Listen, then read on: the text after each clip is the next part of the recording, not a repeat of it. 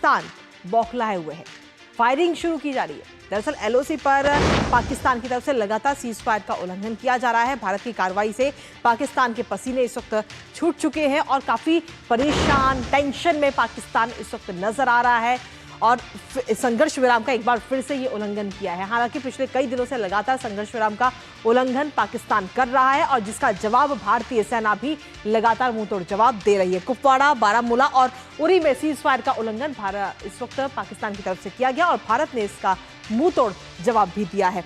अखनूर की अगर हम बात करें तो एलओसी के पार तोप और हथियार भी वहां पर चलाए गए हैं। भारतीय सेना ने भी करारा जवाब तुरंत के तुरंत पाकिस्तान की सेना को दे दिया है। लेकिन इसके साथ ही अगर हम देखें तो बीते कल मॉकड्रिल की गई, कई जगह पर ब्लैकआउट किया गया ताकि पहले से ही तैयारी की जा सके कि अगर युद्ध की स्थिति बनती है, परिस्थितियां बनती हैं तो कैसे नागरिकों को सुरक्षित रखना है। फिलहाल वो तस्वीरें इस वक्त आपको दिखा रही है, 4 तस्वीरें काफी महत्वपूर्ण। पहली तस्वीर आप देख रहे हैं पंजाब की, दूसरी तस्वीर बिहार की, तीसरी तस्वीर है राजस्थान की और चौथी तस्वीर है उत्तर प्रदेश की। तो इन चारों ही तस्वीरों में आप समझ सकते हैं कि सीधे तौर पर किस तरीके से बीते कल ब्लैकआउट किया गया। हालांकि ये सिर्फ 4 तस्वीरें हैं, इन 4 तस्वीरों के अलावा और भी पूरे देश में अलग अलग जगह से अलग अलग तस्वीरें आई हैं कि किस तरीके से ब्लैकआउट का रिहर्सल किया गया है। कहीं पर 15 मिनट का ये रिहर्सल हुआ है तो कहीं पर आधा घंटे का ये रिहर्सल हुआ है। लेकिन इसके साथ ही मॉकड्रिल भी कल की गई। मॉकड्रिल में आपको बता दें कि दिल्ली में, प्रयागराज में और साथ ही लखनऊ में और कोझिकोड में ये मॉकड्रिल की गई है कि अगर कोई भी आपात स्थिति आती है तो हमारी टीम को किस तरीके से एक्टिव रहना है। एनसीसी और एनएसएस के जो कैडेट हैं वो किस तरीके से एक्टिव मोड में नजर आए, वॉलंटियर बनते हुए नजर आए और आम नागरिक जो हैं, खासतौर पर जो बुजुर्ग हैं, उनकी जान किस तरीके से बचाई जाए, उन्हें जल्द से जल्द सुरक्षित स्थान पर कितना हम पहुंचा सकते हैं। इसका एक रिहर्सल या यूं कहे कि मॉकड्रिल ये कल की गई है। तो बीते कल की ये तस्वीरें, 4 तस्वीरें दिल्ली, लखनऊ, प्रयागराज और कोझिकोड की। इससे पहले ब्लैकआउट की तस्वीरें हमने आपको दिखाई क्योंकि पूरे देश में कई जगह पर कल ब्लैकआउट भी हुआ और उसका समय कई जगह पर 8 बजे का रखा गया था तो कई जगह पर 9 बजे का ये समय रखा गया था और इस ब्लैकआउट के दौरान सभी लाइटों को पूरी तरह से बंद कर दिया गया। कई शहरों की लाइटें बंद कर दी गई। लेकिन इसके साथ ही अगर हम देखें तो आतंकियों के जनाजे पर अब मातम भी नजर आ रहा है।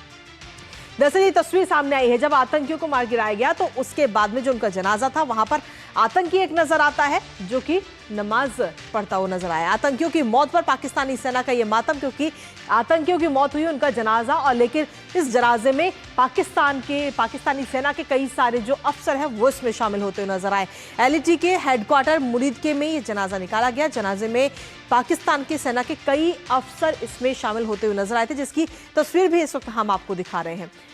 क्योंकि इस जनाजे में, और इससे अब सीधे तौर पर यह जरूर नजर आता है कि पाकिस्तान किस तरीके से आतंकियों का साथ देता है और आतंकियों को सपोर्ट करता है, क्योंकि जब ये जनाजे हुए तो पाकिस्तान के सेना के कई सारे अफसर इस दौरान वहां पर मौजूद थे, सलामी दी गई। और तस्वीरों में भी आप देख सकते हैं किस तरीके से शवों को इस वक्त पाकिस्तान के झंडे में लपेटा गया, यानी कि वो आतंकी नहीं, उनको शहीद का दर्जा पाकिस्तान की तरफ से दिया जा रहा है, जो ये तस्वीरें सीधे तौर पर बयां करती हैं।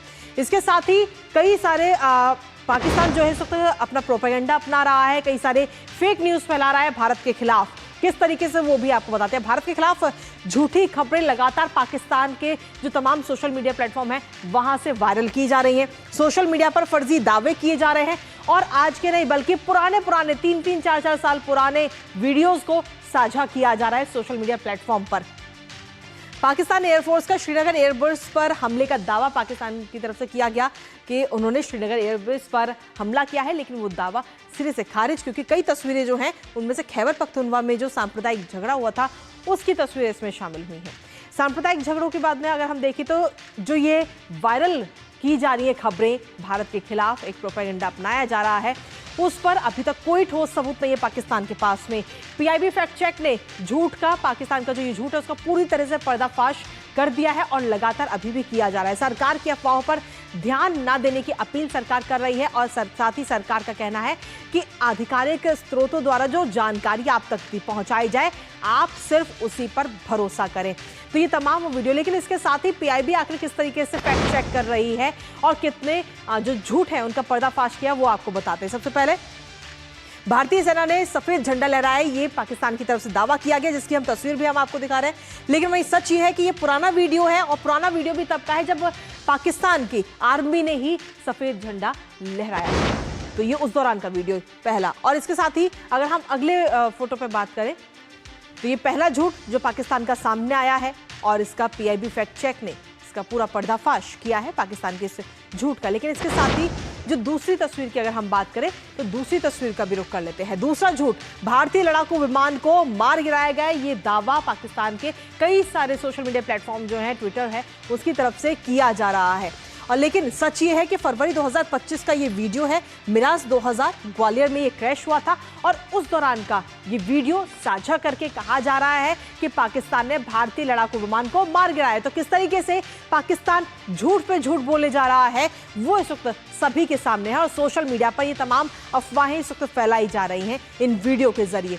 तो एक ये झूठ और पाकिस्तान का सामने आया, लेकिन इसके साथ ही एक और झूठ है। एक और झूठ सामने आया जिसमें कहा गया पाकिस्तान की तरफ से कि भारतीय राफेल को भावलपुर में मार गिराया गया। ये झूठ, लेकिन हकीकत क्या है? हकीकत है कि 2021 में पंजाब का ये वीडियो है जहां पर इंडियन एयरफोर्स मिग 21 क्रैश हुआ था और 2021 का ये वीडियो साझा किया जा रहा है ये कह के कि भारतीय राफेल को भावलपुर में मार गिराया गया। और पीआईबी की टीम ने इसका भी पूरा पर्दाफाश किया। हालांकि ये सिर्फ अभी 3 हमने आपको दिखाया, ऐसे बहुत सारे वीडियोस हैं जिनका पीआईबी लगातार फैक्ट चेक कर रही है और पर्दाफाश पाकिस्तान का कर रही है। लेकिन पाकिस्तान किस तरीके से बौखलाया हुआ है ये हम सभी के सामने है। इस ऑपरेशन सिंदूर के बाद में आतंकियों को किस तरीके से पाकिस्तान सपोर्ट करता है, क्योंकि उनके जनाजे में भी पाकिस्तानी सेना के लोग शामिल हो रहे हैं, जाकर के वहां पर फूल चढ़ा रहे हैं वो। और साथ ही अगर हम देखें तो इसके अलावा फिलहाल ये 2 तस्वीरें भी इस वक्त सामने आई हैं।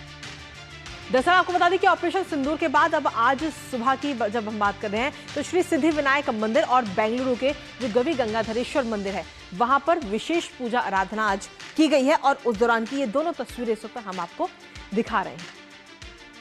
तो सीधे तौर पर इस ऑपरेशन सिंदूर के बाद में इस वक्त पूजा पाठ भी हमारे देश में लगातार जारी है और इस वक्त हमारे साथ हमारे सहयोगी कई धमाके हुए हैं। रिपोर्ट्स ऐसी आ रही हैं कि वहाँ पर लगातार सायरन बज रहा है, लगातार वहाँ पर इस धमाके को लेकर पूरे इलाके को सील कर दिया गया है। पुलिस को वहाँ पर किसी को ले जाने नहीं दे रही है।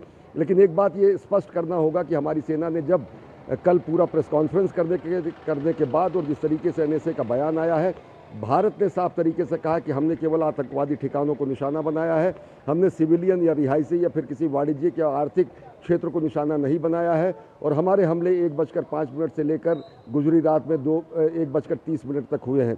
तो ये पाकिस्तान की सेना का अपना भी ट्रैप हो सकता है, वहाँ के स्थानीय आतंकवादियों के अपने भी काम हो सकते हैं, बहुत सारे जो वहाँ पर जो अन्य वो जमात है उनके काम हो सकते हैं। और सबसे बड़ी बात यह है कि पाकिस्तान खुद अपने आप में एक कौम की अगर बात करें, सेना की अगर बात करें, वो जिहादी मानसिकता की सेना है। सेना के पास हथियार तो हैं लेकिन सेना खुद वहाँ की मिसगाइडेड रहती है। तो हो सकता है कि पाकिस्तान के अपने खुद मिसगाइडेड मिसाइल से ही पाकिस्तान के लाहौर में इस तरीके का वाकया हुआ हो। वो स्पष्ट तरीके से जब चीज़ें आएंगी, आधिकारिक तरीके से आएंगी, ज़रूर पता चलेगा। लेकिन अगर देखें तो बीएलए ने भी क्लेम किया है कि उसने 14 पाकिस्तानी सैनिकों को मार गिराया है और जो बीएलए का हमला हुआ है। तो निश्चित तौर से पाकिस्तान अंदरूनी मोर्चे पर काफ़ी घिरा हुआ है, चाहे वो सियासी मोर्चा हो, चाहे वो वहाँ के आंतरिक शांति का मोर्चा हो, चाहे वो खैबर पख्तूनख्वा की स्थिति हो, चाहे वो बलूचिस्तान की स्थिति हो। भारत ने साफ किया है कि हमने आतंकवादी ठिकानों को निशाना बनाया है। अब इसके बाद अगर पाकिस्तान कोई कार्रवाई करता है तो वो युद्ध के लिए उकसावे की कार्रवाई होगा। LOC पर और साथ ही साथ बारामूला, उड़ी और अखनूर सेक्टर में लगातार पाकिस्तान द्वारा सीज फायर वायलेशन किया जा रहा है। भारतीय सेना ने अपने तोपों के मुंह खोल दिए हैं, तोपखाने से उनको मुकम्मल जवाब दिया जा रहा है। बिल्कुल, यानी कुल मिलाकर अगर हम देखें तो पाकिस्तान की जो बौखलाहट है वो अलग अलग मोर्चे पर नजर आ रही है। पाकिस्तान अपने अंदरूनी मोर्चे पर तो मजबूत नहीं हो पा रहा, लेकिन एक बाहर के तौर पर अगर हम देखें तो बाहरी दुनिया के लिए एक नया प्रोपेगेंडा भारत के खिलाफ बनाता हुआ नजर आ रहा है और पूरी तमाम कोशिशें कर रहा है, लेकिन हर कोशिशों पर वो फेल साबित हो रहा है। फिलहाल बहुत बहुत शुक्रिया अश्विनी, तमाम जानकारी हमारे साथ साझा करने के लिए। और न्यूज पंच में खबरों का सिलसिला लगातार जारी है। इसी बीच वक्त एक छोटे से ब्रेक का है, ब्रेक के उस पर